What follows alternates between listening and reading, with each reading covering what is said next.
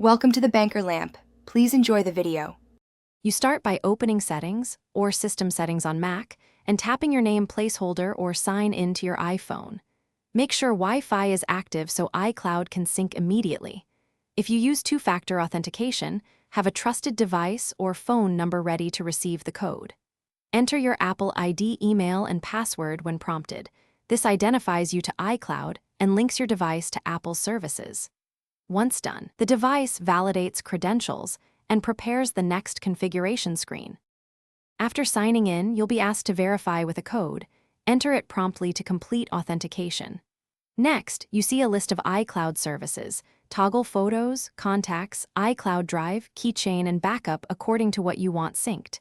Make deliberate choices.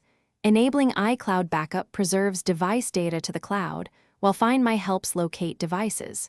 If you use Apple Cash or subscriptions, review Apple ID payment and family sharing options now so all services behave as expected across. Finish by tapping Done or Continue. iCloud begins an initial sync which can take time for photos and large files, so leave Wi-Fi connected.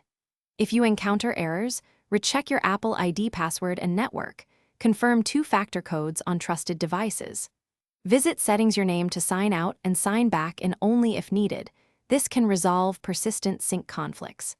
As a last resort, restart the device or update the OS. Making sure system status shows iCloud services operational often fixes transient issues.